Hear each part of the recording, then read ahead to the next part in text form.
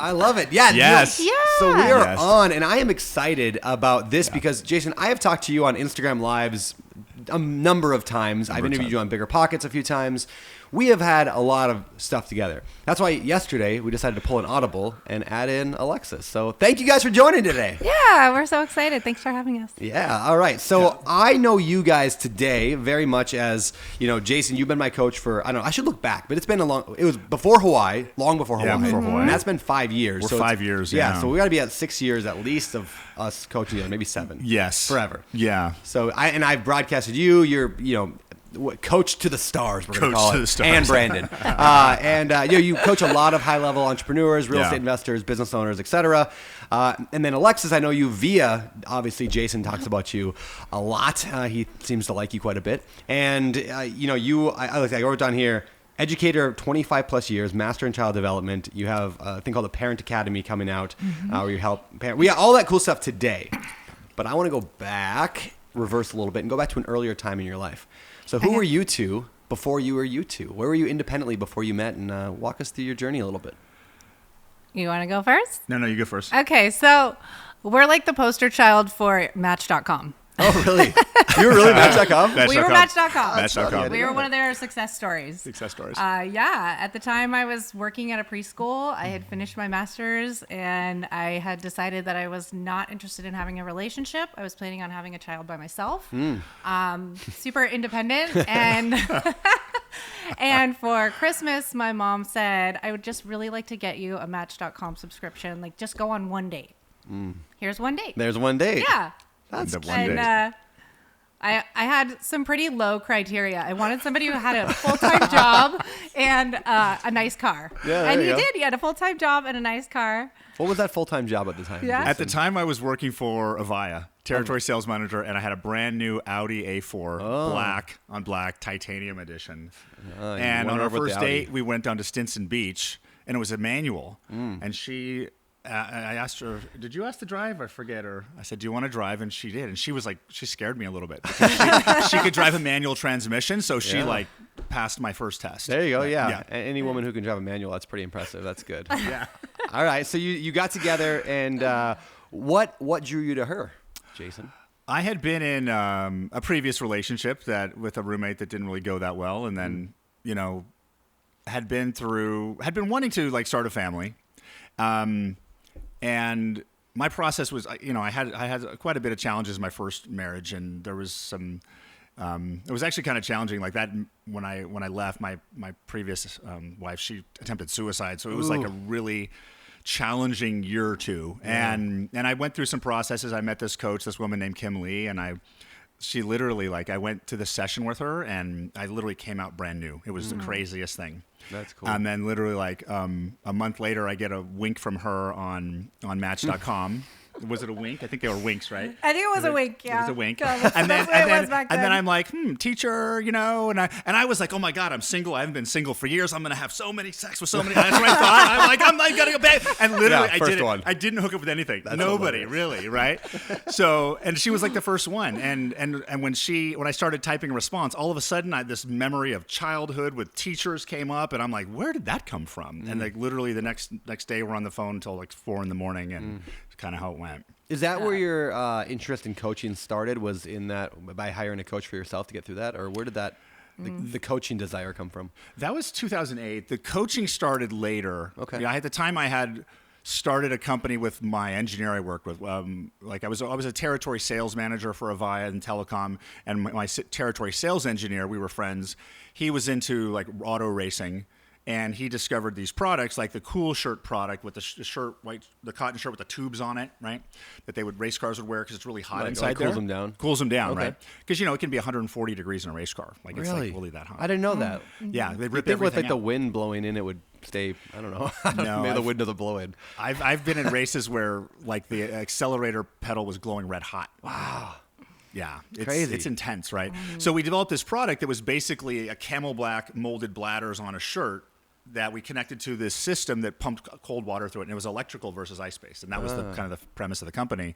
And during that time, I had been listening to Tony Robbins. I first found Tony Robbins in like 2001, 2002. I did Personal Power, liked that stuff. I got a postcard from a free intro session. I called in, got a free introductory coaching session, and hired a coach. And the goal was to help me run a business, because I didn't know anything about running businesses back then. This was like 2010. And then it was probably, I had a 6-month coaching contract that stopped, and then I went to UPW in 2012. Let's unleash the power with Tony's, and I drug her there. She didn't want to go. I drug her. I'm like, yes, come on. So I drug her there, and then I signed up with my coach again because he was there. And then in that next 6-month period, he asked me the question, have you ever thought about becoming a coach? And when I got asked that question, it was like I got struck by lightning. Like my life changed in that moment. I'm like, I'm going to become a coach. Alexis, how did you? So he drug you to a Tony Robbins event. And Tony Robbins events, for those who don't know, I mean, I've not been to one, but they're pretty intense. Like they're almost cultish. Yes, exactly. Yeah, a lot of jumping, dancing, hugging. Out loud. Yeah. Yep. And I've known a lot of people who have had just life-changing experiences, and I've had people who are like, that was the weirdest cultist experience. I'm never going to go again. What was your take when you went there and then afterwards? Like one of the things that drew me to Jason was he was very open to spiritual conversations. He was very grounded. He seemed to have a practice of self-care that I really admired. So I thought I'd give it a try, right? I went, I hated it. Oh. It was like a little over the top for me. I walked across fire. I did the whole deal. And I was like, that's amazing, but it's just not for me. Yeah. So that was mostly my experience there. So you didn't walk like after the fire thing. You didn't like that was the coolest experience of my life. I'm changed. It was just like, well, I walked across fire. Yeah, like anything in life, right? You give it a try. There's things that you take away, and you're like, wow, that was really something special. I mean, when we tell our kids that we walked across fire, they're like, oh my goodness, that's so amazing. And I'm thinking in my head, like, yeah, that is kind of amazing. So the fire thing is that I don't know if you is that legit? And what I mean by that is like, if there was exactly the situation right here with the coals, I didn't go through the Unleash the Power thing. I didn't do any of the things. I just was like, there are the coals, and I'm gonna walk across it. Would I be just as fine physically? Is it does that make sense, right? Is it more of a mental thing of getting over the fear of walking on it? Could you just walk across them and not get burned? No. Okay. It's a really interesting experience because it's channeling a physiological state in your body that has so much power that it's stronger than getting burned. That's what it is. That's what I was wondering. It's a physiological state change. Yeah. It's a state of mind. It's a state change. Sure. Yeah. And they walk you through it, and they have the drums playing, and you're into it. Yeah. Overall, it's a great experience. But you didn't do it again though. But I didn't do it again. Okay. And I was not thrilled when Jason announced that he was going to become a Tony Robbins coach. Like we can walk across coals every night. Every night. Yeah. And it was a little bit like that in the beginning, Brandon. Yeah. It was a little like, life is so exciting. I'm so pumped every single day. And we had 2 really small kids, and life didn't always feel like that. Yeah. Well, no, actually what happened is Magnus, our second son, was due right around Easter. And we moved from Mill Valley to Rockland, California, and we basically cut our rent in half. So Alexis was running a preschool there, so she closed that down. She's going to stay home with the 2 boys. And then the day after I moved there, I get fired from my job. And I'm like, I'm going to become a coach, and she has a baby due in 4 weeks. Yeah. Right. And most of we didn't really have any savings because we were in entrepreneur stuff for a few years before then. So that's when it got really hard, really hard, right? So I have this moment where I'm super excited and passionate about doing this, but I'm not going to make money for 6 to 8 months, but everything inside of me is telling me to go this direction. How'd you make money during that time? Like, how'd you survive? We got on unemployment, I did what I could. We were on food assistance from the state. Yeah. Yeah, we were, Help from family. From family. But you just believe that's what you were meant to do, Jason. Well, and I was trying everything. I didn't want to get another job. Yeah. But I did actually try. And the interesting thing about the tech industry and at that time is that, I had been you had Bay Area and you had Sacramento, right? And it was extremely common to have a tech company where the engineer comes from Sacramento and drives down there all the time. So I didn't have any concerns about getting a job there. But during that period, nobody was hiring Sacramento people for Bay Area jobs anymore. So it was like I tried for 3 or 4 jobs and I just couldn't get a job. It just wasn't lining up. So I basically started going to the Chamber of Commerce every week and trying to get my own clients. And that's how you would make your money, just by getting clients, get them signed up. And then what were you coaching them on at the time? Well, that's like when I started, the Tony Robbins training. So I was just starting. So at that level, it was really just basic goal setting and accountability. Okay. I actually got my very first client before I had any training whatsoever. I went to UPW. 6 months later, I went to Date with Destiny, and Date with Destiny was really cool because I got to see a lot of coaching happen there. Tony does a lot of coaching. It's like, that event's amazing. That's cool. And then literally I came back, I said, I'm a coach on Facebook, and somebody said, I'll hire you. I'm like, okay, let's do it. Yeah, there is I've noticed a strong, like almost everybody in our world, meaning like the kind of I don't want to say like high performance world, we'll call it, like people that are like real estate investors or business owners. Everybody kind of understands like a coach would help me because it's one of those, what I call an asymmetric bet. So it's a bet that the downside is, I might spend a few $1,000s, for a few months of coaching, whatever it costs, and I might lose that if I get nothing. But if I do get something, my upside is millions of dollars. It's a transformed business, a transformed marriage, a transformed life. And so most people are pretty open to the idea of coaching in our world, right? If they believe that the value's there, if they believe that they're actually going to get it. So, which is interesting because in the non-high performance world, we were just talking about this on a different podcast, but people don't get coaching at all. They're like, I don't need coaching. And it's funny that the people that are the high performers get coaching because they realize that they need help, or it's everyone else who doesn't. Do you encounter that a lot of people who say they don't need it, or are most people pretty receptive to your There's a handful of people that just don't operate that way. Sure. But I'd say the vast majority of people, will benefit from it. The vast majority. Because, coaching helps you get out of your own way. You see different perspectives. You start expanding. And, so some people have to get over their relationship with themselves to invest in themselves. Yeah. Investing in themselves in a coach, like spending thousands of dollars for yourself on like your personal improvement, is not normal. Yeah. No. How old are your kids now? 5, 7, 9, and 12. So you had it spread a little bit, but not that much. You would have had, you would have had a bunch of little kids, like a baby and a toddler, and like that you were in it for a number of years. So Alexis, what was that like for you during that time? Were you working? Like, were you full-time momming? Like, is that a word, momming? Yeah, full-time momming. Momming, okay. Yeah, I like that word. Yeah. I think I was doing a lot of both. Okay. I was definitely in the full-time momming. I mean, I had a toddler and pregnant for like 10 years. And so, you're always full-time momming, but I was always looking for something else also. Yeah. And I think there's a lot of moments during those years. One thing I will say about Jason is when he decides to do something, it is full on and he does not stop. Like pedal to the metal, full gas. And so in those moments when you're building and working and trying, I think there were just a lot of me that said, I'm not going to let whatever's happening in our family or monetarily or where we're at with our business, like keep me from being super present with my kids or looking at goals that I might want 4 or 5 years down the road. So I worked at preschools, I was very involved in the kids' education. And when Ace was about 18 months, I, went back to work and I got back in the classroom and it felt really good. Yeah, that's cool. But I made a commitment to like go work at the schools that the kids were at. It is a whole different level of managing a household, not just when your kids are babies, but once they get into elementary school. It's not that much easier once they start in, being away from home. Yeah. It's more. And so I dabbled in, parent coaching myself and creating groups and mom clubs and, keeping What's your advice, Alexis, for moms right now that are maybe watching this at home? Sure. And it could be, maybe dads, like stay-at-home dads, but let's just call it like kind of stay-at-home moms right now that are just in it, like just struggling, right? To find their identity, to find peers, like to find any of that. They're just like, they're in it, right? Like I know that feeling of just like, we're in it right now. My wife's in it right now. Yes. Like, what's your advice for women like that? Parenting is such a multifaceted role. It will challenge everything you think about yourself, everything you think about the world, the values that you have for your family. And you're not expected to get it right away. It is a process. It is a journey. It is, getting up every single morning and hardly sleeping the night before sometimes, which is just different on your nervous system.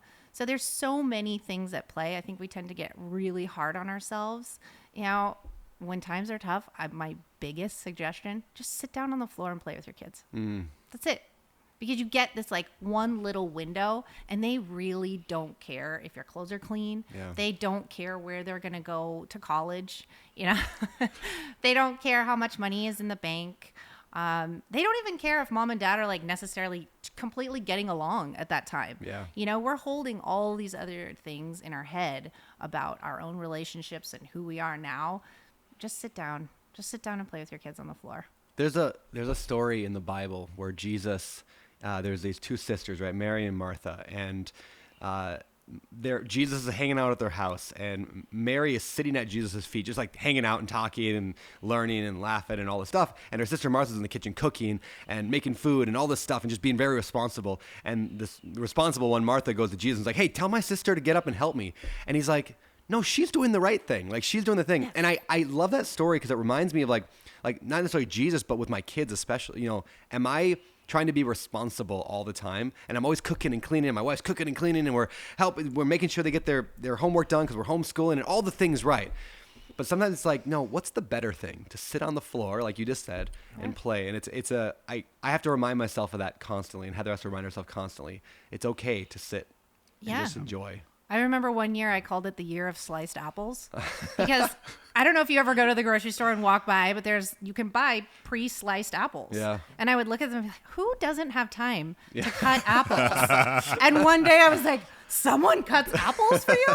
This is the best invention ever. Yeah, you know, that's so funny. It's kind of making those, even though it's a tiny swap, it was just such a metaphor for like where we're at and that there's help out there and there is support out there, and it might just look like, well, someone cut the apples for me and left them in the grocery store and I can just pick them up and move on. Yeah. And it won't always be like, I think it's a good reminder, it won't always be that way, right? It won't always be that way. It's a short time frame.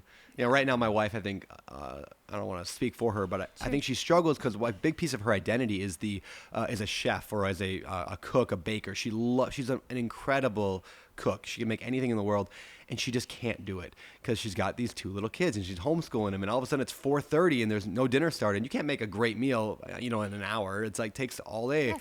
And she's really struggled with this idea of like, do we just order out again? And like, she's not feeling right. So like, I try to remind her often like that this is just a phase. If we have to order out food 4 nights a week, that's okay. If we have to go get meal prepped, if we have to get our apples sliced, that's okay right now. Exactly. Your values are not there. They're just different. Yeah. You know, the things that you value are going to be different. Maybe you more value the time together and the connection versus who you might have been as a chef. And that's hard to let go of. I mean, that's the hardest part, right? It's like a new identity.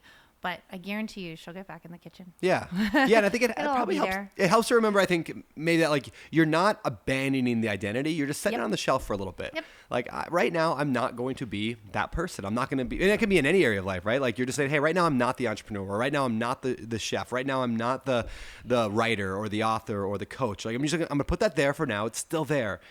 And I can come back to it later. Absolutely. And when you have those little moments in time, like maybe you have a relative come visit or you hire a babysitter and you're like, oh my goodness, you know what I really would like to do would be, I'm going to cook a really nice meal, or I'm going to go to the grocery store by myself. Yeah. You know, give yourself those little gifts of reminding you who you are. Yeah. Ooh, that's really good. Yeah.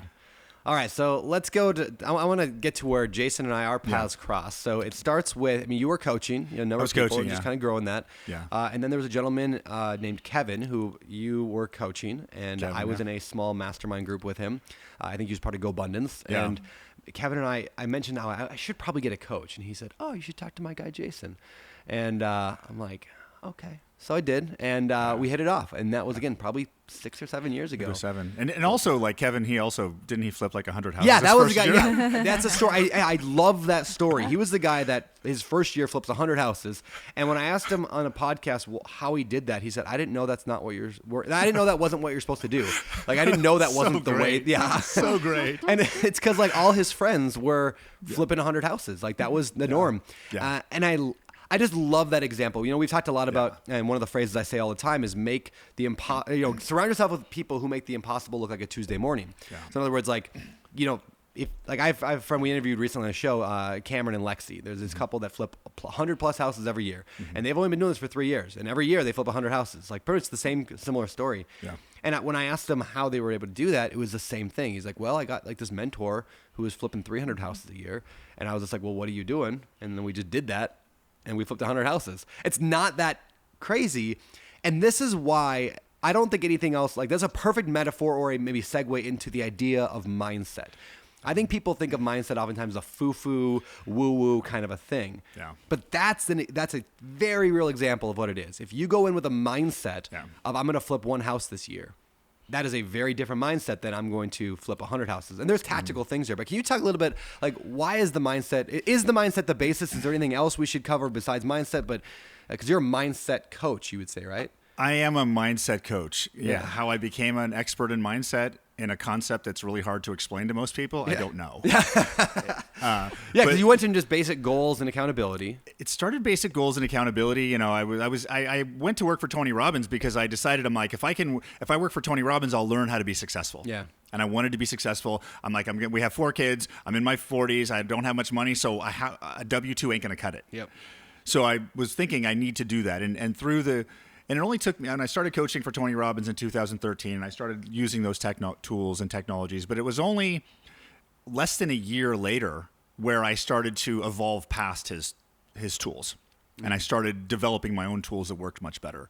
And it was really grounded in my own personal growth. Like every piece of content that comes out of JDC is I've lived. Like it's directly attached to me. It's good or bad or whatever it is. So and what we don't realize about mindset, and the simplest way for people to understand mindset is like point of view, right? It's a point of view. Like a new real estate investor can look at this and see one opportunity, and you can look at things and see radically different opportunities, right? So, and what we don't realize is that we're operating in a little box that's our mindset, because your brain is cataloging everything that was put into it prior to now for your entire moment, where you went to school, how you were educated, all of that stuff. And that creates your expectations and that creates your mindset. So every step forward you take, your brain's trying to keep you alive, not successful. So it's basically comparing. It's like driving a car staring in the rearview mirrors.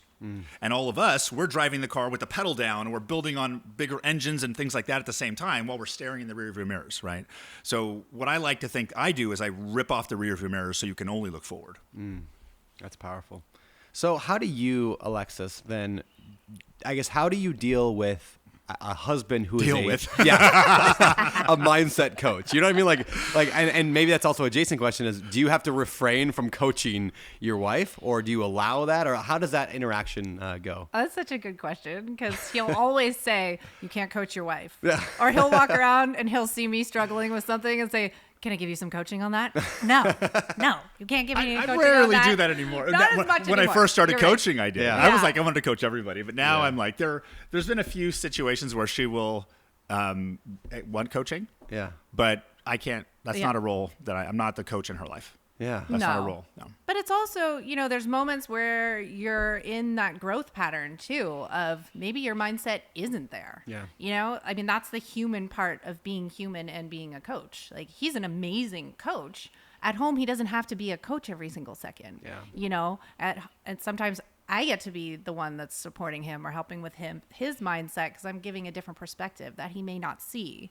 And then your kids are always going to give you a different perspective that you maybe didn't see. They're going to call you out on all kinds of things. Yeah, they do. But he and I mean, we've moved through so many different things together in our life, growing at the same time, growing a family, growing yourself, being self-aware. But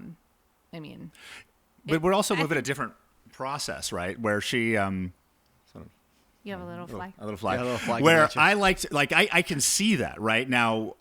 Somehow I've developed the ability to pick up on misalignment in people. I can't not see it. Yeah. Right. And my gift as a coach isn't really just results-based coaching, because results-based coaching, how I grew up, is like, okay, well, what do you need? I need to cold call. Why don't you cold call? Yep. I'm afraid of it. And I would say, what kind of man are you going to be? Right. So you'd force misaligned action, Yep. and I don't do that anymore. So now what I figured out how to do is to coach at the environment level.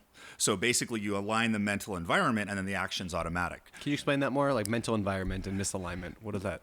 Well, it's like the right action in the wrong environment. You can be in real estate taking the right action, but if you're in the wrong market, it'll never work, right? So, but if you start in the right market, you're going to have a much better chance of figuring out the action. That's a good metaphor. I like that. Right? Yeah. Because our brains tell us that action creates reality, but that's not true. Reality creates your action. Like our bodies are energy.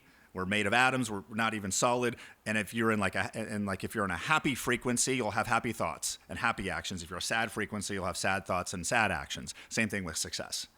So when I started to figure out how to coach that way, it really started to change the game, because instead of forcing this misaligned action, I'm moving people into alignment. And one of the most interesting things people hear is they're like, "Are you an accountability coach?" I'm like, "No, I don't do accountability." Because if you need accountability, you're out of alignment, right? So that's kind of the big shift that I've done. And so but I've naturally had the ability to pick up on that when I'm talking to people. And my real gift as a coach is I can hold like the frequency of alignment right above wherever anybody is. So I'm really good at getting people past whatever is causing the misalignment. And is that similar to like what a therapist does in terms of like, let's go into your background and figure out where did that wound come from, from your dad said you were stupid when you were 4. Let's fix that. Is that kind of similar, or is that different than what you're doing? It's, my perception of therapy or counseling versus coaching is, that's a different process that kind of pulls the client through their own verbal processing, right? What I do in coaching is I kind of help them move forward and only go backwards if something in the past is preventing forward movement. Okay. Like you're bringing awareness to patterns that we may not recognize, right? Like I'm going to do this, then this happens. Whereas, maybe you did that one time. I mean, everyone loves the dog food story, right? Jason's famous dog food story. Let's hear the dog food story again. Yeah, let's hear it. Hear the dog food story again? We hear the dog food story. Okay, so I started coaching for Tony Robbins in end of 2013. This was 6 months after we moved, and we were struggling financially. As an entrepreneur, one of the hardest things is to have your wife come home crying because the debit card didn't work and somebody behind us bought us groceries, right? So, we've been through that. So it was a challenge, right? And I was on a coaching call in early 2004. I was talking to another coach named Gabriel Patrick, who's at Robbins. He's an amazing coach. Was a friend of mine. And we were talking, and it just turned into a coaching conversation. And, we were struggling financially, and it was challenging. And he said, "Well, what do you want to do this week?" He's like, "I want to get a new client this week." He's like, "Okay, well then go find $2,000 this week." And I said, "Okay, done." And he goes, "Okay, now go to the Tony Robbins coaching internal Facebook page where all the coaches and all the team are." And I'm a brand new coach on the team with 150 coaches. And he says, "Go to that group, record a video that says you're going to have $2,000 in your bank account on Friday, or you're going to eat a can of dog food." And I'm like, froze. And I'm like, because I wanted that, but nothing was happening. I was like, the words wouldn't come out of my mouth. And he goes, "Okay, what's Dash is 3 now? So let's imagine 10 years from now, Dash is hanging out after school with his friends, and his friends say, 'Hey, Dash, why do you live with your grandma?' And Dash says, 'We live with our grandma because my dad wasn't willing to eat dog food to create financial independence.'" And it was like this gut punch that just rattled me, because he's an amazing coach and he knew what would get leverage on me. So that situation caused leverage, and it basically said, I'm going to do it. So I made the commitment, I posted the video on the team, and then Monday goes by, Tuesday goes by, and my stomach's turning in knots just every day. And I actually had 2 new clients, and I closed 2 clients on Friday. And they said, "Can I pay you Monday?" And I'm like, "Absolutely." I wasn't going to try to screw up the deal by forcing payment today. Sure. So I went on Saturday morning, excited that I got the money, but at the same time, realizing that I failed the challenge. Yeah. So I went into my office, I closed the door. This video is still on YouTube today. It's still on YouTube. Yeah. It's still on YouTube. And I went in there, and right before I recorded, I had a shift, and I realized that I'm not eating this dog food as a punishment. I'm eating it because I'm doing something disgusting because I decided to, because I said so. And what I realized later is that the part of me that said it was okay to set a target and not follow through died that week. And And it wasn't, I couldn't put any ketchup on it. I couldn't heat it up. It was generic liver flavor out of the can. And what I didn't realize is there's bones in dog food. Really? So you can't chew it all the way. I got about 3/4 of the way through before it started to come up, so I stopped.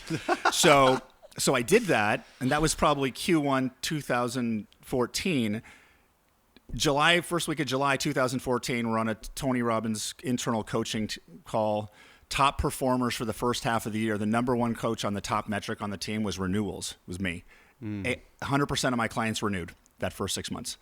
And after then, all of a sudden, I'm coaching other coaches on the team. The funny thing is I've given that dog food exercise to probably 3 to 4 or 5 different coaches I was coaching, and I think only one of them ever did it. Yeah. There's a concept of like, I don't know if we can call it personal integrity maybe, which is, integrity is like, hey, you do what you say you're going to do. Yeah. But then there's this internal integrity. Maybe that's a better word. Internal integrity, which says, like, I do to myself what I say I'm going to do, regardless of anybody else knowing or caring. And if you violate that over and over and over in your life, I'm going to wake up at 6 a.m. and you don't, or I'm going to go make those cold calls and I don't, you start teaching yourself that you can't be trusted. And then over time, you can't trust yourself with anything, and so you never get up the courage to go and start that business or whatever. So I love the fact that you're like, this is not about I promised that guy. This is about an internal integrity. I'm going to live with integrity with myself. Yeah, and one of the things I do pride myself on is I do everything in my power to do what I say I do. Everything. Yeah. Everything. And I really struggle when I don't follow through. And if I do unable to follow through, I immediately tell that person or the other commitment immediately. But I think that's a major component of my success. Yeah, 100% agree. Because people, like, once you have integrity with yourself too, and people can see that, then they start trusting you with other things. Like, I think they trust me with Open Door Capital and giving me money because they see that I have integrity within myself and that I have integrity. Then therefore it flows out to external integrity, and they trust me. Same with you. You get coaching clients because, like, oh, he says what he's going to do. Yeah. He does what he says he's going to do. So how do you view mindset versus actions? And what I mean by that is you could have said that week, there's some personal development space, kind of in like the secret world, like the book, The Secret, right? That just says, I'm going to have, $2,000 in my bank account by this Friday, and then you do nothing. You just sit on the couch and wait for it, and you're like, I believe it, I'm visualizing it, it's going to come, and then it doesn't come, right? That's like pure mindset with no action. And then there's people who are like, screw mindset, just work hard every day and then you'll get it. Where do you find the balance in between mindset and action? How do you balance those things? Well, at the end of the day, there's always going to be the action. And far too often, and we know that. We know as human beings that the action gives us the prizes and goodies, right? Yeah. So we far too get fixated off that. But the first step in hitting any destination is aiming at the target.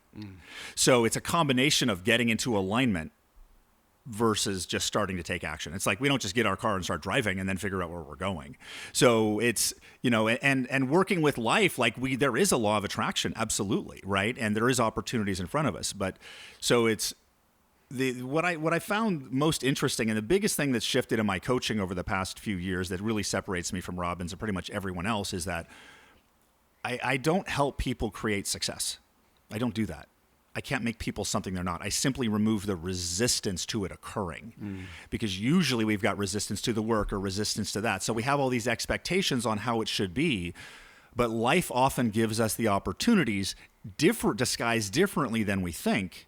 And sometimes we're unwilling to do the growth. Like, I don't know if you've heard the story me tell about us where, when we first started working together we did an Instagram Live. It was like October 2019. And like Jason Drees coaching that year did 100,000 because it was just me. Next year, JDC did 1 million. And I don't know if you remember this, but you had actually mentioned doing an Instagram Live with me probably 3 to 4 times over the previous 18 months. And the first time you mentioned it, I'm like, okay, great. Because when we first started coaching, I didn't even know who you were. Yeah. And then you mentioned that. I'm like, you know who I am, didn't know who you were. Yeah. And then I realized who you were. I'm like, oh, this could be good for business, right? Yep. So what was interesting is that you had said, let's do an Instagram Live. And the next day I didn't hear any follow through. And I'm like, oh, I didn't think anything of it. And it happened again like 3 months later and nothing happened. And I'm like, oh, maybe Brandon just doesn't follow through. Yeah. That's what I was probably thinking. True. That's what I was thinking, right? But what I realized later, and it happened again, I realized in around September 2019, the reason that my partnership you wasn't working was because I wasn't in a high enough financial mindset to work with you.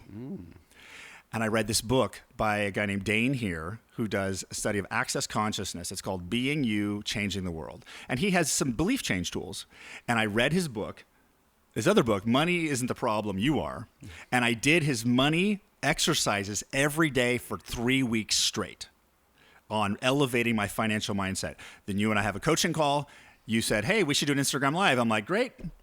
I wasn't expecting anything. The next day, I forget which one of your assistants calls, and then literally 3 weeks later, we did that. And then all of a sudden, I started to get more visibility, and JDC clients grow and grow. That actually happened a second time. And then remember, I kept asking you about doing Mindset Academy a year later, and I realized that I wasn't aligned with you because at that time, I wasn't willing to be seen. So I had to work on my visibility, and I did specific coaching that leveled myself up. And then as soon as I aligned with you, that took off. That's cool. That's cool. Have you heard that? Did you ever hear that story? I think I heard bits and pieces of it, but never all in one spot like that. That's interesting, man.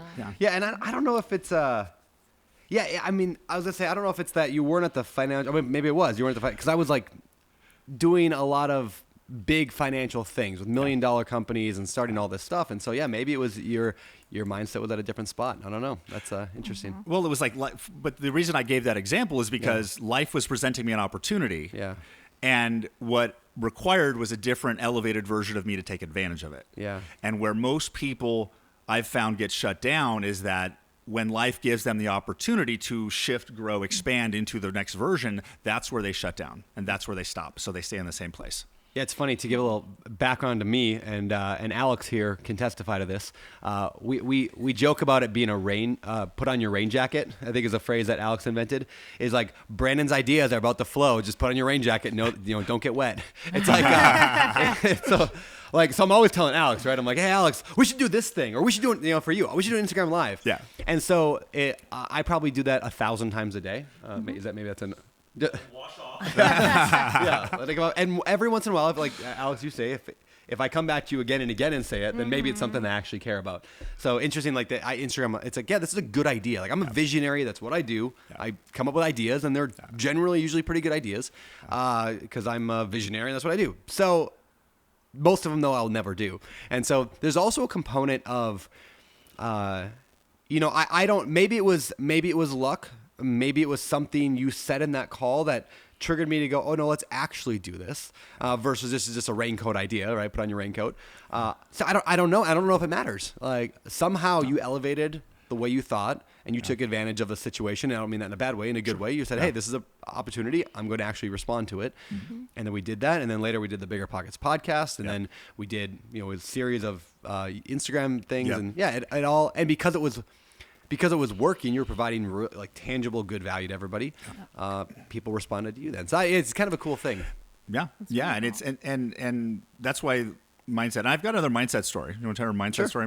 This is actually in my book. So let's say, for example, you have a person who likes to run. They like to run races, and they do it. They like to run miles, and they're an average runner, and they typically place in like 6th through 10th place, and they run, and they enjoy running, and they're just happy doing that. And one day they go to a race, and they're in the locker room, and they're talking to their friend there, and their sole falls off their shoe, and like, oh my god, and then. And the friend goes, you can wear my shoes. Okay. He puts on the shoes and just notices that his shoes were blue and his friend's shoes were red, puts on his friend's red shoes, goes out there, wins first place. Friend is so happy that he wins first place, you can keep those shoes. Starts wearing those shoes every race, and for like the next 3 months wins every single race, goes to a final, is competing in a regional, and they're going there, and all of a sudden gets to the airport, his bag gets lost. Then he goes to town to go buy some new shoes, and that town only sells blue shoes. So buys blue shoes, goes to the race. How do you think that person's going to feel going to the starting line in the blue shoes? Yeah, rough. Right? But when it really has nothing to do with this, it's just a color of a shoe. Yeah. That's what mindset is. And when we don't realize that we're wearing blue shoes in a lot of different areas, because when you can't see outside your mindset. Yeah. Because it's everything. The only person who can see outside it is someone else. There's a great... Have you seen the movie... I'm going to butcher the name. What's it called? It was a Disney Pixar movie. It was called... Onward. Have you seen Onward? You remember that scene remember that scene in Onward where there's that chasm and he has to go over the chasm. Believe. Yep, in order for the invisible bridge to work from one side to the other, you have to believe the bridge is there. Yeah. And so he goes out, but he's like, I'm not quite willing to believe. So he ties a rope to his waist, and his brother sits there and holds the other end of the rope, and he walks out on the bridge, and he's like, I'm walking on this invisible bridge, and he walks across. He gets almost halfway there, and then the rope unwinds and falls. Yeah. So, but his eyes are closed. He's not noticing, and he's just walking. He's like, this is easy, great, because he has that background. And then at the very end, he looks down and sees the rope is no longer attached, and that's when he falls. Right? And dies, and it's the end of the movie. I'm just kidding. But he falls, catches himself, and they move on. But I love that picture of mindset of like similar to the shoes, right? Like he thought he was safe because of the rope. In reality, it was his mindset that was getting in there. Yeah, and when we and what we don't realize is that we're usually trying to outgrow our old mindset, and your mindset is created based on your life experience, and your mindset is basically beliefs about your past successes and failures. But what we don't realize, and what I've figured out how to do, is how to dial into future mindsets to solve current problems. And that's kind of where the whole concept of frame shifting came from. And that's when I started coaching that way over the past few years, the clients I work with just started to explode. Can you give a quick 30-second on what does that mean to your future, that future version of you? Well, I'll tell you an example of how I discovered it. That'll probably be the easiest example. So when the Bigger Pockets podcast, we did that in August, because prior to that, it was just me. Yep. Jason Drees coaching was Jason Drees. I was coaching 65 clients by myself, which is not hard to do. I can do it. It was good. And then we was on the podcast, and then all of a sudden, the next month, we had 192 people book in an intro session. 192, right? And I was typically doing like 5 a month. So I basically went from just me. I got 4 of my friends who were coaches and could sell, and literally set that up. And then literally 2 months later, we launched Mindset Academy, which was me doing 4 hours a week for 6 weeks. And it was to the point where every day I was in complete and total overwhelm, but the business was accelerating so much. I was like, this is amazing. Don't screw it up. Every day I'm like, don't screw it up, don't screw it up, don't screw it up, don't screw it up. And I was sitting here going, oh my God, I'm in complete and total overwhelm. And I had this understanding that, it was like November, but if I go back to like August, I had everything dialed in. And then I had this other thought, well, if you took Jason from 10 years ago and pulled him to August, he would have been completely overwhelmed. And that made me realize that there's a version of me in the future who could come to the present moment, who could look at this and go, I got it. And that's actually when I did my first frame shift, when I just focused on that version of me, and all of a sudden the stress went away. Yeah. And I felt focus, a new direction, because we literally are operating in a multiverse of frequencies. And we have the ability to shift. And the simplest way to describe that is, you're driving in the car, you hear a song from 20 years ago, you did something bad, you remember that, and you feel bad, and you do a negative shift, right? So we can do forward shifts, we just don't know how to do it. So the more we are open to dialing into future versions, future frequencies, the faster we can elevate ourselves. That's cool. Yeah, there's a thing that we do inside the Better Life Tribe that I call, and I talk about it a lot on this podcast, but it's called identity-based goal setting. And the idea is you start with your goal. You don't start with, I want this, or my actions, I'm going to do this, which is fine. And I think I probably even picked this up largely from working with you, where it's not just your actions, which are important, and the habits are important, and the goals are important, but we start with identity of like, who are you in the future? Dr. Benjamin Hardy has a book called Be Your Future Self, which is a similar concept as this idea of like, who are you going to be? But like, let's get into that mindset now. So we start with like, I am a loving, present father to my kids. That's training them, that's raising them. And I have like this thing that I say to myself often, like this is me as a father. Because now I'm operating from that frame, that mindset. I'm not sure the difference of how you define the difference, but I'm operating from that standpoint of I am already that person. And now I can make goals and actions and habits from that perspective, and not from the I am struggling as a father and I am overwhelmed and I am barely around. Well, yeah, like the struggle, that's reaction, right? That's in reaction. So it's basically the same concept. But the biggest challenge we have right now is getting out of reaction and processing our reaction so we can shift. Yeah. So it's less about reaction action, and it's more about reaction realign than action. I like that. Alexis, what do you think of all this? Like, well, how do you incorporate this stuff in your life? What's your views? It's funny to hear the stories because there's like the VH1 behind the music. Right? Yeah. Where it's like, I remember him running out of his office going, there's a future version of myself. And I'm thinking, Thumbs up, bitch. Awesome. So. Really? I love that. Love that. Or the time that you did eat dog food that he apparently put it on, I think on Facebook. So my aunt is texting my mom and my mom is texting me like, oh my gosh, is Jason going crazy? Did he just eat dog food on camera? Yeah, I guess so. So there's all the behind the scenes action. But at the same time, I also get to see the proof and the results, right? So like aligned action happens with flow because your mindset may be catching up, right? So your mindset is catching up to what the next aligned action is. And that is what we talk about a lot is like the faith and the trust piece. I remember Jason saying, Brandon's going to put me, we're going to do an Instagram live together. We're going to do this thing together. You know what I need to do? I need to write a book. That's how I'm going to get on there. And there were all these steps that he took and watching the raincoat ideas, then his mindset catching up with them. And this is true for everyone. It's just, I get this living metaphor where he's talking about what he's going to do next. And then I'm watching it happen in real time. And being on the other side where you're full of doubt, like, how are you going to make this happen? And he's laying out the numbers for me. Like, I'm going to get this many coaching clients and it's going to turn out just like this, and that's a practice in itself. Yeah, that is where I have seen the most growth in myself, and learned a lot about how to be a wife and a partner to someone who's constantly evolving and going through personal growth. We're not always aligned in every moment, what we're going through at our own times, right? Like I'm birthing babies and raising kids and trying to figure out the next steps in my career. And he's supporting me. And we moved our whole family from California to Texas for a job for me. That was a huge move. And so he's supporting me in my growth as well and watching from the sidelines going, this is going to be really great for you. And then he's switching and going, this isn't going to align for you. I'm so sorry, but I can just see that like you're growing beyond this, And so in that way, there's a lot more coaching, I guess, happening. But it's a gift. It's a gift to be in a home where mindset is key and faith and trust and waiting for that aligned action flow.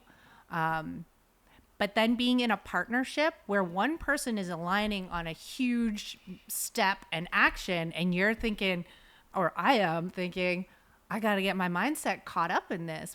Caught up to this. How do I need to grow? What is it in me that isn't either trusting or feeling the love and the connection or, and so in that way, I think even though we're very opposite, our relationship really works. That's cool. Yeah. Do you have any advice, Alexis, for people who, well, let me have a background story real quick. My wife, I had a friend over, and he is a online influencer, growing a huge brand, very ambitious, and successful and growing all this stuff. His wife was there, and my wife and his wife were talking together, and they made this joke about they should start a club called like the Wives of the League of Wives of Extraordinary Gentlemen. And the idea was like, how do we support, like, how do we handle like husbands, or it could be the opposite, wives, but a spouse, partner that's just like really ambitious and excited and growing and all this, and they don't have quite the same drive and balance. And they were just talking about all the struggles they have in there. And I kind of sounds like you've encountered some of that too, where we have, you're just definitely mismatched at times. Like how we do you mismatch at times, and I'm not. We were just having this conversation in the car this morning. Jason gets up in the morning and he's like, I have all these things and they have to get done no matter what. Yeah. And I'm more of, I wake up in the morning and I'm like, well, that's not happening today. But maybe these 5 other things are happening. And so there's that piece of being really supportive and knowing that that's who they are. That is who they were born to be. I have found a lot of support and connection and community with wives of other very successful entrepreneurs. Maybe their husbands travel all the time. And so it's a very unconventional time when you're raising kids. Oh, he works or he travels or, And there's a lot of judgment. And so it's really nice to find other wives or friends who are going through the same things, because it's different than your conventional, typical American lifestyle.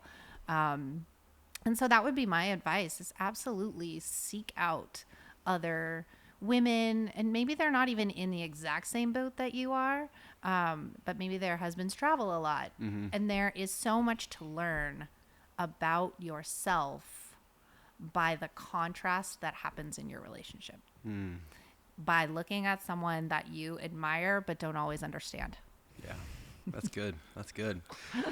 What does life look like at home right now for you, Alexis? Like kids, you got 4 kids that are like boys. We have 4 boys. Wild. I think every single week every time I talk to Jason, he tells me about an ER visit that happens. Sadly, we have had a lot of those. Yeah. But yes, we definitely have had a lot of those. And you're homeschooling now, at least some of them, correct? Yep. Yeah, tell me about that. How's that? Why did you decide to do that? How's that going? Any advice for those considering homeschooling? Yes. So it's been an incredible journey. It's probably been its own master's program of itself, because what I have found over the years is what we really valued was creativity, freedom, and expression in our kids, right? So they had lots of freedom, creativity, which means sometimes they jumped off the bed, tried to do a flip, broke their arm. Yep. Those are just a few of the ER visits. But at the same time, they've been able to cultivate who they are as individuals, painting or doing art, or not getting involved in the things that we maybe thought they would. I grew up an athlete. I figured I had 4 boys. Somebody was going to be, nope, nobody's interested in team sports at all. Really? Yeah.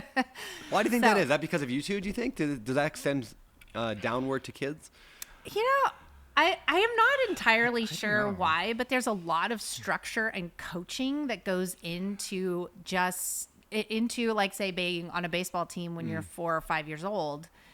My kids like to run out in the front yard and just play soccer with the rules that they made up that works for them, and nobody has to tell them exactly how to kick the ball yet, because they don't really care.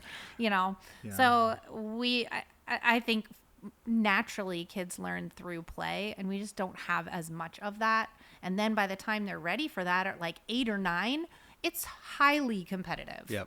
And so, to each its own, no judgment either way. Our kids just preferred to play a pickup game in the front yard. I just got finished reading a book called Simplicity Parenting from Kim John Payne, I think is his name. But it's one of the best parenting books I've ever, probably the best parenting book I've ever read. But one of his whole chapters on sports for kids. And I love his thought on this. He basically says young kids under the age of 10, when you put them into organized sports, especially the really competitive ones, but in general, you have very defined rules of that sport. So if you are a catcher, you sit there, you catch the ball, you do that one thing, and you do it over and over and over every single week.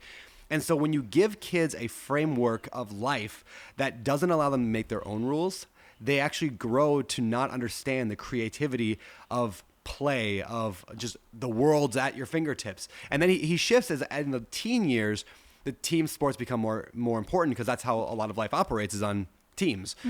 But he really advises like kids under, I think he says like 10 or 12, don't do sports if you can at all avoid it. Because isn't that interesting? Because you learn to operate mechanically instead of creatively in life. And there's a lot of social development in there as well when you're working together with the other teammates, right? And coming up with rules on your own.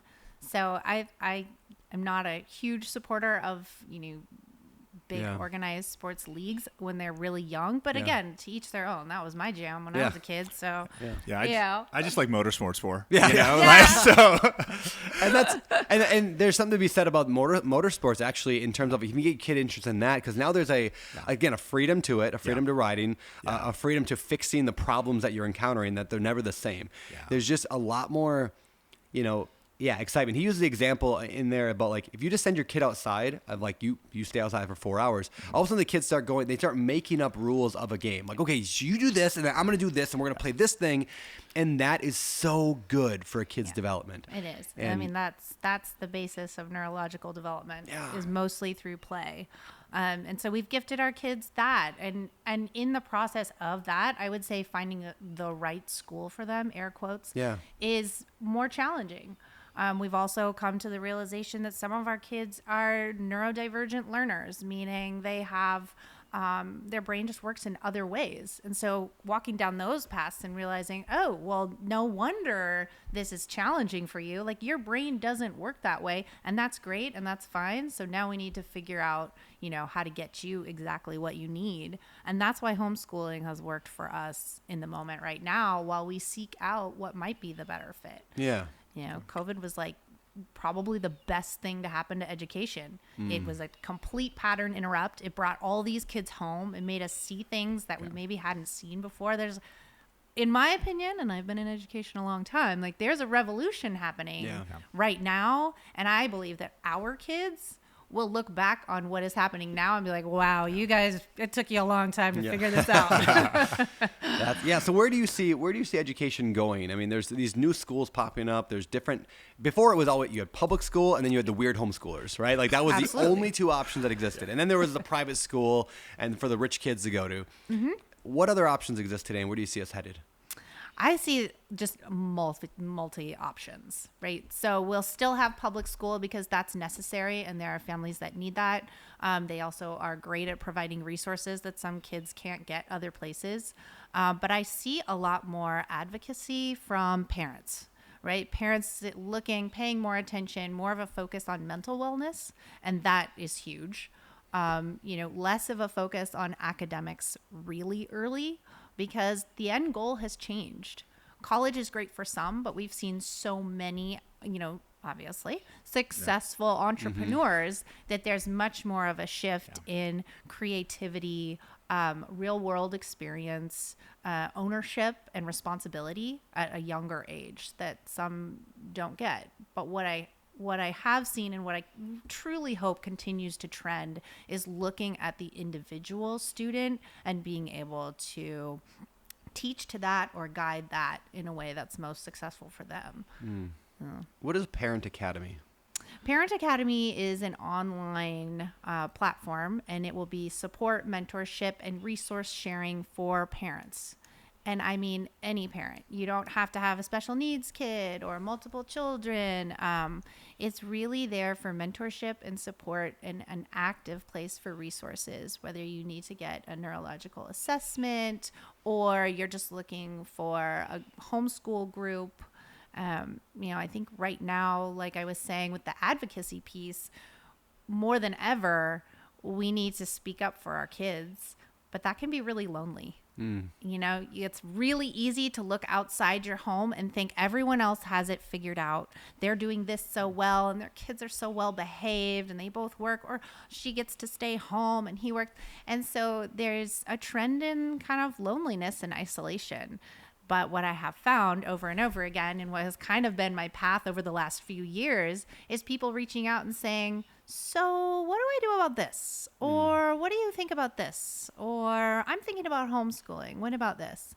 And I think pinging people out and people together, parents, dads, and moms, is just really empowering. I love that. Yeah. Let's talk about entrepreneurship parenting when you're an entrepreneur. Because Jason, you're an entrepreneur.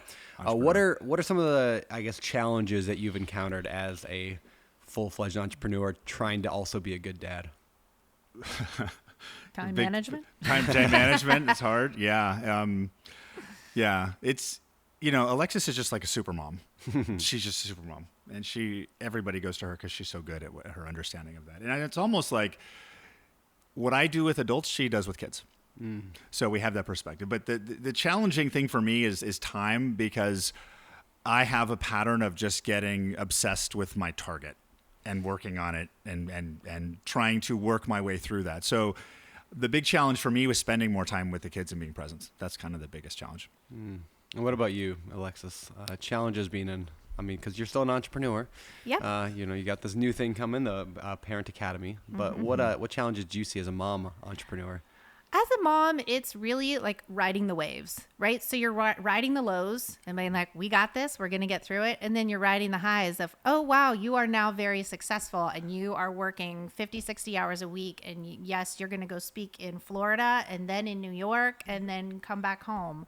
So I think that's part of it, is there isn't an end goal. Yeah. You're not going to get to this place. That was a huge realization that we had together recently, was there is no finish line. We're not going to get to this place where we say, oh, wow, look at us. We hit this mark. Now we're just going to sit back. Yeah. Like first of all, that's not the entrepreneurial mindset. That's not why you got started in it. It's because you're creative and goal-driven and excited about what's next. So there's always going to be a what's next.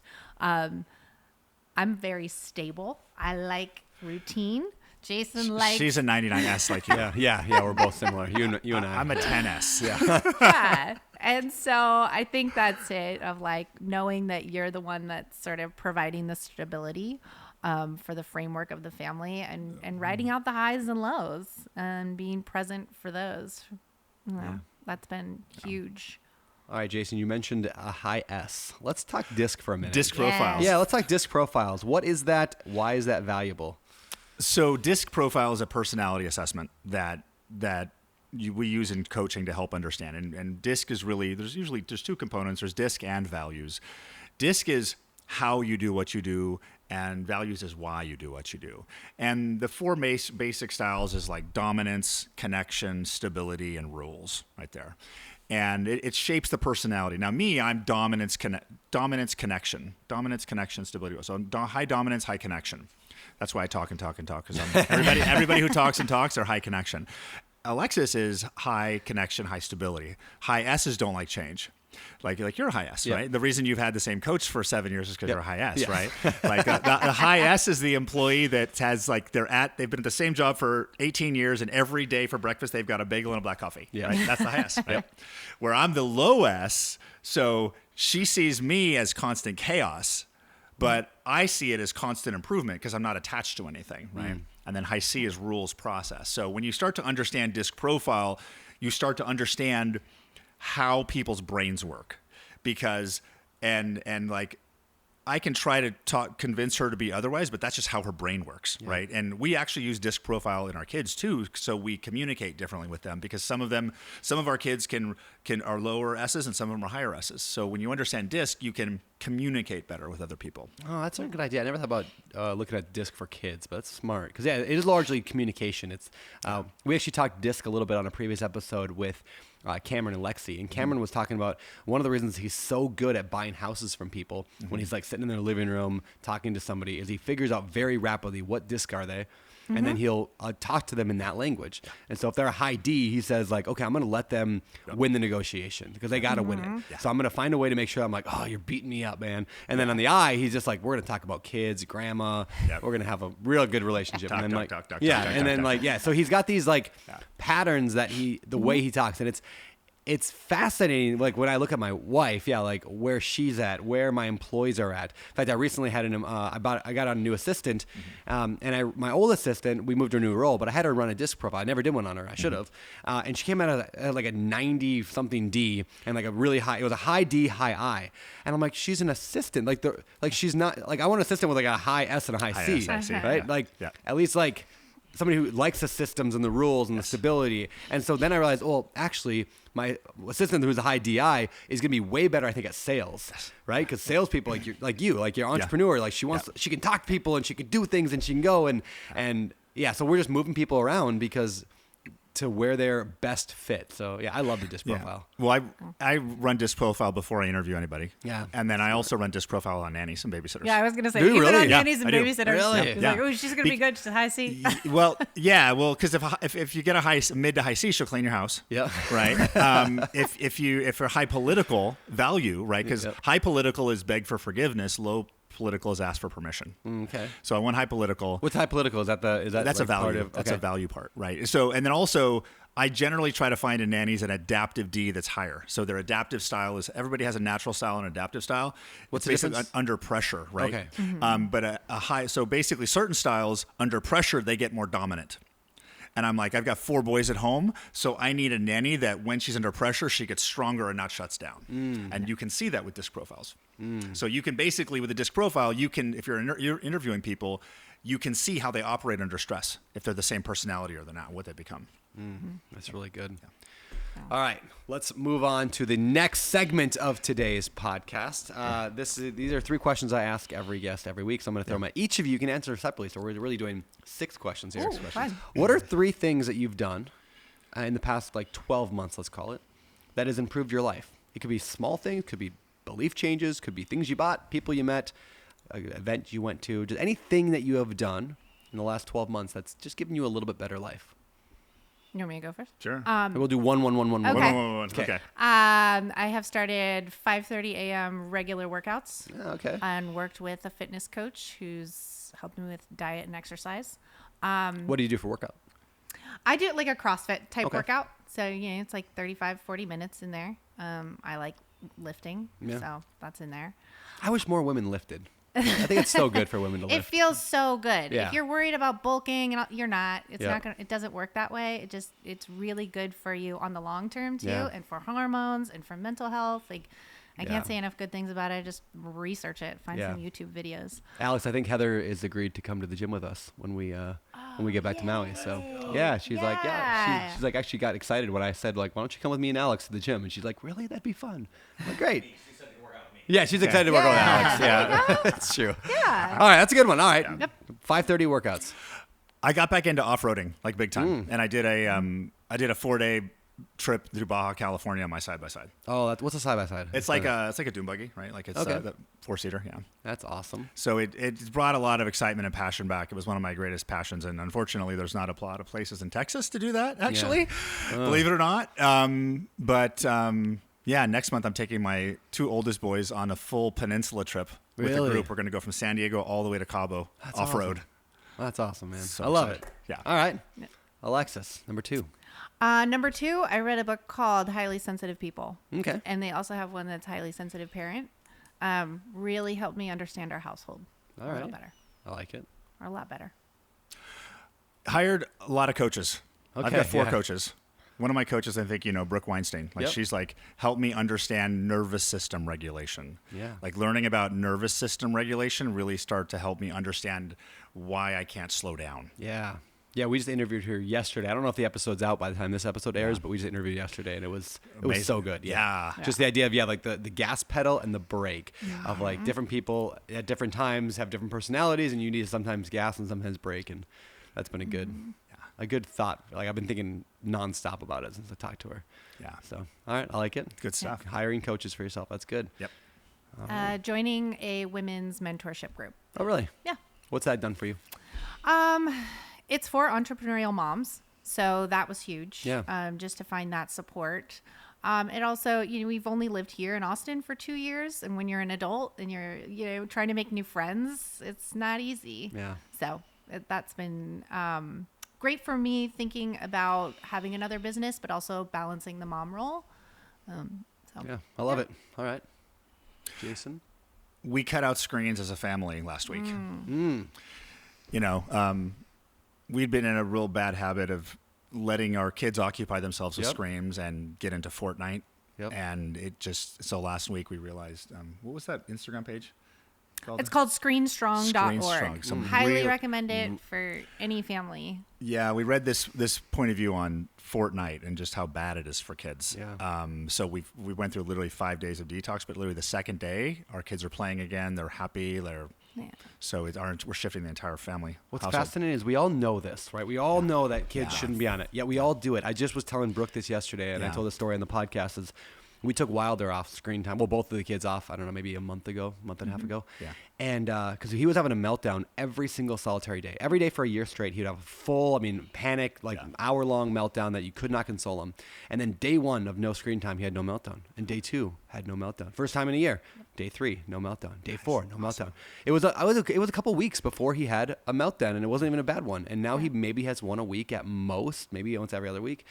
I've never seen anything work that fast. It was like injecting our family with a drug that all of a sudden just healed such a huge piece. And watching the kids play, and so we similar. Well, thanks for calling attention to the fact that like we all know it. Yeah, right. Like I have a master's in child development, and I still went down that path because it's just easy. But it just changes the way their brain develops. It's So how did the kids? I mean, you've got older kids in my mind. I was like, nope, you're not doing it. And then like they're like, okay, Dad. But you got older kids. How did you navigate it? It's really been hard. And honestly, Jason and I have been honest with them about our frustration and struggles too. We understand this is a huge change because what happens is they make friends on there and they play with friends on there. So now all of a sudden that social outlet is gone. So we've had to create more opportunities for them to get together with their friends in real life, in real time. And be more present ourselves. Yeah, be more present ourselves, but also have those hard conversations. Like we are different. Yeah. There's a lot of families that are doing it and we're not. There's a great book called The Power of a Positive No. Okay.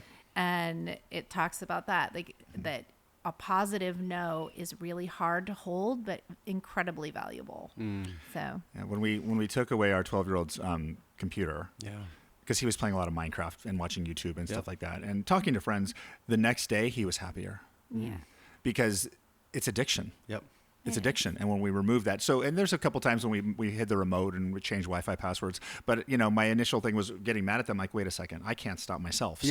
So we just remove all of the options for them to do it. And I think there's something it's so profound what you just said there, in that I think we oftentimes fail to discipline our kids on the screen time because we as adults can't discipline ourselves. Yeah. Right? We're struggling with it. And so I feel like a hypocrite to tell Rosie that she can't watch her YouTube Kids when I'm on TikTok scrolling for an hour. Yeah. And so I'm trying to work on that myself. And what I found is helpful is I'm asking, I mean, she's only 6, and I'm asking her for help.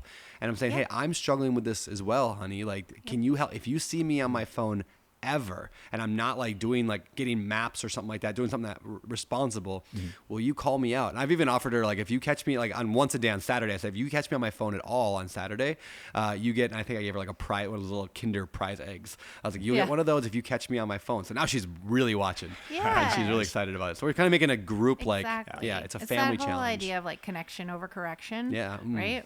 Of like staying connected as a family and like, we're going to move through this, and it's going to be really rough at times because let's be honest, it's really like kind of nice when your kids are quiet for a while and playing something. Yep. But the truth is, like, once you move through that, there's a whole other level of connection and being human together. So. Yeah, what I found is there's really 2 ways that I found that I can get my kids to just disappear for a few hours quietly. One of them is one of them is screen time, right? I can give them the iPad and they'll disappear. The other is having a friend over. So I started telling all like my friends with little kids, I'm like, just bring your kid over, drop them over anytime, just anytime. Like you just go, as long as like you go, and then both my kids, Wilder and Rosie, even though they're way different ages, I mean 3 and 6, but they'll both go with that friend, and they're just gone for 2 hours, and I love it. Like they're in their room, dress up and make up, and that is so much better than the screen time. Like one is producing just great creativity, and I wish I would have realized that earlier. Like I don't know. I knew it earlier, right? We know this stuff. Yeah, and we do. Yeah, it just needs, and for me, what was the trigger was to do it is some Instagram or TikTok video I saw where this dad was just telling a story. Like, hey, I took this away and my kids stopped melting down. I'm like, oh, it can't be that easy, but I'll try it. Maybe it'll help a little bit. And it just helps. So I just keep, I might say this story every podcast for the next 10 years. Exactly. I can't not talk about it. I can't talk about it enough. So exactly. I think calling more attention to it, and like that's why I want to create Parent Academy. Like people getting together, having these conversations that are exactly about that. Like, this is hard. Here's why we did it. Spreading awareness around it. What are some things that you guys have done in your marriage to improve your marriage in a busy life with kids and entrepreneurship? What are some ways that you've grown closer together? Date nights. Like standing date nights. Do you have like the same day? We both hired coaches. Actually, we both worked with the same coaches. Yep. Actually, that helped a lot. Yeah, it's really communication. Like our relationship gets bad when we don't spend time together. It's pretty simple. Yeah. It's pretty simple, but it's just like screen time, right? We know the answers. And I think for me, what's happened a lot lately is, just my personality style, I can't stop talking about myself and my feelings. And she's high S like you, that you don't really talk about feelings very much, right? You kind of just, so it just naturally always gravitated to me always talking about me, right? Yeah. But I think one of the biggest lessons was understanding that she's on her journey and I'm on my journey. And as much as we like to think we're together on that, we're not. Everybody's on their own solo journey. We just happen to be going together on our solo journeys. Yeah. So, and as a coach, it's been challenging because I can see all of I'm like, oh, well, I could do her belief change. But she doesn't like to process that way. I like to go faster. She likes to take the scenic route and experience the process. So really being the support for her experience really allowed us to feel closer together. But really it's hard with 4 boys because it's a lot, but it's really time together. Yeah. But the second we get time together, I'm like, oh yeah, I do like you. We just celebrated 13 years of marriage this month. Yeah. So small celebrations and sitting here and being really grateful. We'll get a vacation. We actually had a few vacations planned. We had a Hawaii vacation. We had a Maui vacation lined up with childcare and everything for 8 days for April 10th, 2020. Oh no! Yeah, right. So that didn't happen. Yep. So we'll back. Get that one day. Yeah, you'll get that back. Yeah. My wife and I are going our longest trip ever. We're gonna go 4 days without the kids, 3 nights, 4 days to the island of Lanai, which is off of Maui. There's a Four Seasons called Four Seasons Sensi, something like that. It's like legit. So yeah, we're going there in a week and a half. So yeah, it'll be much needed trip away from the kids. And it's hard, but because my kids are in that phase right now where they don't want us to leave ever. They grab our legs when we're leaving the house, and it's interesting. But Jason, you just mentioned a phrase that I really like. I actually wrote down. I'm weird in that I think in book titles all the time. I always think, oh, that's a book title, right? Yeah. So you said we go something where together solo. And I love that phrase, like the together solo journey. And that's the idea of because my wife and I, we've talked about this, Jason, a little bit, but my wife and I had that similar conversation where I had to realize there's 4 possibilities that I saw in our marriage. This happened back in December. We were having some really hard conversations about where are we headed. And Heather wants to live on a mountain alone with me and the kids and never leave and grow our own food and never see another person ever. And I want to hang out with 50 people in a room all the time and do podcasting. And I was like, oh no, this is the problem. So we cannot, if we go, and I know people listening, they can't see my hands, but if we keep moving outward away from each other, that is a real problem. The alternative I was thinking at the time, and it was a really hard, this is what made the hard conversation, is I was like, the alternative is then either I abandon my this way and go to her way, and I'm not happy, or she abandons hers and she goes that way. And I was like, none of those 2 options none of that sounds good. I don't want to separate, to go separate directions, and I don't want to go her path totally, and she doesn't want to go mine. And so then I had that kind of idea, and I like the phrase you just used, together solo. It's like we are on independent journeys together, and that we're in the middle, we're moving this way. And I think that there's an answer in there, and that we're on that journey right now, trying to figure out what does that look like? How can we do separate journeys together? And it requires a lot of compromise. But any advice on that? Because you guys, isn't it Coeur d'Alene? Is that it? Kind of is, yeah. Coeur d'Alene is kind of that. It's our little mountain house. We go there alone together, and we. Yeah. You can do both. Yeah. Right. And it's really just and Heather may not need to live on a mountain every day, and you may need to connect all the time. Yeah. But everybody has to have their who they are. Yeah. But there's the intersection of that. Yeah. And a lot of guys are like, you're going on a Baja trip for 2 weeks, she said, yeah. I'm like, well, yeah, she said, yeah. Right. And because we have a relationship where if we want to do something, we do that. Yeah. Yeah. So that's, but we've also done a lot of work. Like we had our bad, crappy relationships before this one, right? Yeah. So we had a lot of crappy relationships to get to this point. Yep. So we just have a lot of respect for each other and what we want, because we're trying to not, or maybe we've tried to make the other person something they weren't. We gave up. I don't know, one of the two. But basically, we're at the point now where, I respect her for what she wants to do, and because I couldn't do I couldn't do the stuff that I'm passionate about if she wasn't there. Yeah. It's beautiful. Relationships can look like whatever you want them to look like, right? So this is what ours looks like, where he goes on 2-week trips, and people always say to me, oh, how could you let him do that? Well, in my head, it's not letting you do anything. It's like, that's who you are. And, I took off and went to Hawaii for my birthday, and I didn't ask permission. I was like, this is what I'm doing. Yeah. And that's what it looks like for us. So I think some of those like traditional or maybe conventional ways that you think of, you owe me this, or my expectation is of this, of you, like question those, break those apart. Think about like why and what you want it to look like. Maybe Heather goes away for a week to the mountains, and you get to have these parties and do what you do. And your life is probably more made up like that than you think it is already. Yeah. So yeah, and it's all there to teach you something. One thing I also realized is the I want to live on a mountain forever, never see anybody was I shall admit this, it was an overreaction to my, like, because we had spent a month with like a ton of people, and it was very much it was me for a long time. She's like, I just don't want to see anybody ever again.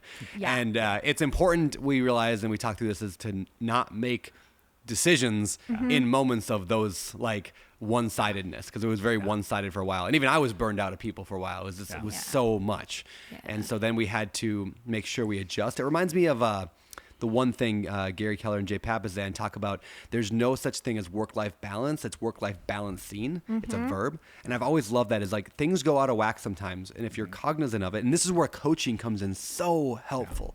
And working with you, Jason, for years is when every other week you and I talk, it allows me to question, where am I and where do I need to move back to center? Where are we out of balance? And marriage counseling, therapy, all that's good for that stuff. Yeah. So, all right. Next question. So in the course of life, people are usually traveling one direction until they read, usually oftentimes it's a book that makes them pivot their lives. I call those pivot books. So what are 3 pivot books in your last, 20, 30 years of life that has changed the direction of your life a little bit? Ooh. Just 3. One book I reread that I love is The Alchemist. Yeah. I love that book. Why do you love that book? Because people have different reasons for loving that book. I love that book because it really talks about the power of following the process of life and like letting life lead the way. And right now I've been like, last year in business was really the year of figuring out what doesn't work. That was all last year, right? And the more I let go, what I'm finding right now, the more I let go, the more magic happens. So like faith has become a really important part of my life right now. And that book is just such a great example that what we're actually seeking isn't actually what we're seeking. And if we pay attention to the signs, life is trying to help you, but most of the times we're not paying attention. So I love looking for signs and clues and synchronicities and things like that in life. That's great. Alexis? The Whole Brain Child. Oh, yeah, I read that. Yeah, that's great. It was pivotal. I'm sure I read it in school. And I think it's changed the way that I parent. Shefali Sabari also has a ton of great books on radical parenting. That's great. That's a big one. I like it. Well, let's do 3 total. So that was 1, 2. What's one more book between the two of you? Is there any that you've ever read together that you both changed your life? I don't know. Think so. Have we ever read one together? We've tried to get each other to read our books. Yeah. Oh, you should read this one. Yeah. Same with my wife and I. Yeah. And I don't read a lot of fiction. I mostly read nonfiction. But The Alchemist. The Alchemist. We've both read that one. And taken separate things. Some Matt Kahn books we've both read, yeah. Okay. Yeah. Matt Kahn. You mentioned him before. Yeah, he's a spiritual speaker. Okay. And I a lot of his work has really helped me integrate my relationship with myself. Okay. So I think everything, he's got like whatever arises, love that. Okay. So. Yeah. Very cool. Well, thanks, guys. All right, let's move on toward the end of the show. Where can people follow you, connect with each of you, and learn more about you at? You can learn more about me on my Instagram, Alexis Drees. And Parent Academy will be coming out June 1. So you can connect with me there. In the meantime, AlexisDrees.com. Yep, AlexisDrees.com. Okay. And then Jason Drees Coaching. You can find me there. Also Instagram, but Okay. A little less, not as active as visible as you are on Instagram. I'm a little crazy on Instagram right now, in a good way, I think. Are you still doing one-on-one coaching? What's your coaching platform look like at this point? Just so people are aware of, like, if they want to work with you, how does that work? Yeah, Jason Drees Coaching does one-on-one coaching. I do coach myself. I also have a team of coaches that I work with, and we do a group coaching program that meets once a month or once a week as well, called Mindset Academy. Perfect. All right, guys. Well, thank you. You're the best. I appreciate you. Thank you. Thank you. Great to be here. Thanks. That was awesome.